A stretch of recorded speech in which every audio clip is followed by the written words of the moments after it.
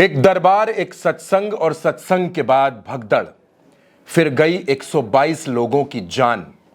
हाल फिलहाल के दिनों में आपने इतनी बड़ी घटना, इतनी बड़ी त्रासदी नहीं देखी होगी। हाथरस के फुलरई गांव में भोले बाबा का प्रवचन था। ये बाबा कौन है, इसके कारनामे क्या हैं, वो जानना आपके लिए बेहद जरूरी है। लेकिन उससे पहले ये जानिए कि आखिर मंगलवार की दोपहर फुलरई गांव में हुआ क्या था। सिकंदरा मऊ के फुलरई गांव में सत्संग की तारीख 15 दिन पहले तय हो गई थी। सुबह 8 बजे से भीड़ जुटनी शुरू हो गई। 10:30 बजे तक पंडाल में बैठने की भी जगह नहीं थी। सत्संग शुरू हुआ, लेकिन उस वक्त सूरजपाल उर्फ भोले बाबा वहां नहीं था। बिछुआ के आश्रम से 10:30 बजे निकला और 80 किलोमीटर का सफर करके सत्संग के स्थल पर पहुंचा। काफिले में 15 गाड़ियां थीं। 12 बजे बाबा मंच पर पहुंचा। हर बार की तरह मंच से संपूर्ण ब्रह्मांड में सदा सदा के लिए जय जयकार होके नारे लगने लगे। सामने बैठी भीड़ ने हाथ उठाकर इन्हीं लाइनों को दोहराना शुरू कर दिया। इसके बाद बाबा ने अपना सत्संग शुरू किया। इस कार्यक्रम के लिए एसडीएम से परमिशन ली गई थी। परमिशन 80,000 लोगों की थी, लेकिन यहां 2.5 लाख लोग पहुंचे थे। लोकल इंटेलिजेंस यूनिट ने प्रशासन को यह रिपोर्ट दी थी कि परमिशन से ज्यादा लोग इस कार्यक्रम में हैं, लेकिन स्थानीय प्रशासन ने इस रिपोर्ट को इग्नोर कर दिया।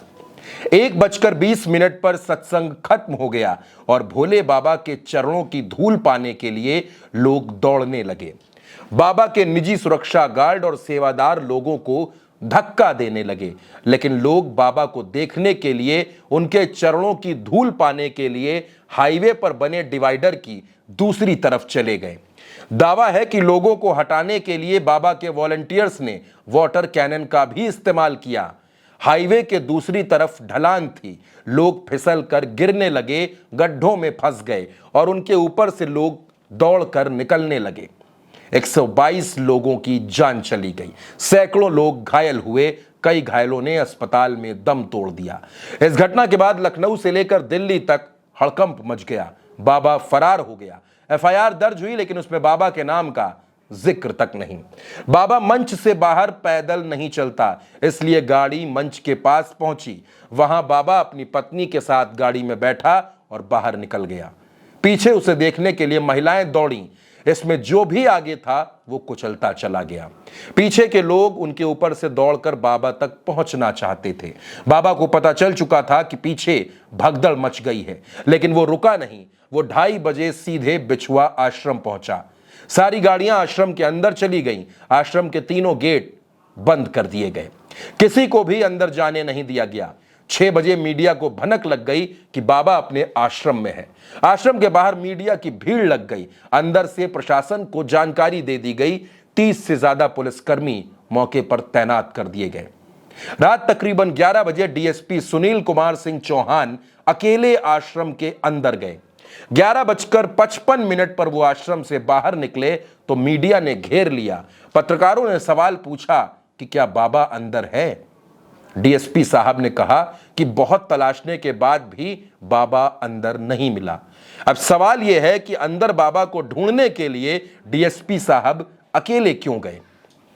बाबा के भक्त दावा कर रहे हैं कि 2:30 बजे आश्रम में बाबा आया और उसके बाद वो कहीं नहीं गया। सुबह 6:30 बजे, यानी बुधवार की सुबह 6:30 बजे डीएसपी सुनील कुमार सिंह दोबारा आश्रम आए।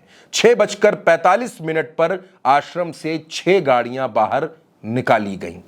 इनमें सफेद रंग की एक स्कॉर्पियो गाड़ी भी निकली। इस पर बीजेपी का झंडा लगा था, जिसका नंबर DL10CN8756 था। गाड़ी के शीशे पर ब्लैक फिल्म थी। यह गाड़ी दिल्ली में हसीन अहमद के नाम पर रजिस्टर है। तेज बारिश के चलते मीडिया के लोग गाड़ी तक नहीं पहुंच पाए और गाड़ी रफ्तार में वहां से निकल गई। माना जा रहा है कि इसमें बाबा बैठा हुआ था। बाबा का असली नाम सूरजपाल है। एटा का रहने वाला है। 25 साल से सत्संग कर रहा है। पश्चिमी उत्तर प्रदेश के अलावा राजस्थान और हरियाणा में भी उसके भक्त हैं। मैनपुरी में बाबा का बिछुआ आश्रम 21 बीघे में है। आश्रम में बाबा खुद 6 कमरों में रहता है। बाबा ने अपनी निजी सुरक्षा लगा रखी है, जिसमें लड़के और लड़कियों को भर्ती किया जाता है। बाबा के कमरों में सिर्फ लड़कियों को जाने की इजाजत है। इस आश्रम में बाबा को रोज दूध से नहलाया जाता है, फिर इसी दूध से खीर बनती है और भक्तों को खीर का प्रसाद बांटा जाता है। घटना के बाद सरकार के कई मंत्री और अधिकारी देर रात पहुंच गए। बुधवार की दोपहर सीएम योगी भी पहुंचे। मुख्यमंत्री ने कहा कि हाईकोर्ट के पूर्व जज से जांच कराएंगे, एडीजी से जांच कराएंगे और घटना का सच सामने लाएंगे। हाथरस की घटना पर अखिलेश यादव ने सवाल खड़े किए। अखिलेश इसे प्रशासनिक लापरवाही बता रहे हैं और अखिलेश का कहना है कि जो भी दोषी हैं उन पर कड़ी कार्रवाई होनी चाहिए। अब इतनी बड़ी घटना पर क्या कार्रवाई होगी, इसका इंतजार हर किसी को करना होगा, लेकिन हाथरस की इस घटना ने कई सवाल छोड़ दिए हैं। आखिर परमिशन से ज्यादा लोग कार्यक्रम में कैसे पहुंचे? इस कार्यक्रम के 78 आयोजक थे। कार्यक्रम 60 बीघे से ज्यादा जमीन पर हो रहा था, तो फिर ये कार्यक्रम हाईवे पर करने की इजाजत क्यों दी गई? इस कार्यक्रम स्थल पर एंट्री और एग्जिट पॉइंट्स क्यों नहीं थे? यानी लापरवाहियां तमाम हैं, जिनकी वजह से सैकड़ों लोगों की जान गई है। अब देखना होगा कि सरकार इस पूरे मसले पर क्या कार्रवाई करती है और जो बाबा फरार है, भाजपा की झंडा लगी गाड़ी से जिसके फरार होने का दावा किया जा रहा है, वो बाबा कब पुलिस की गिरफ्त में होगा।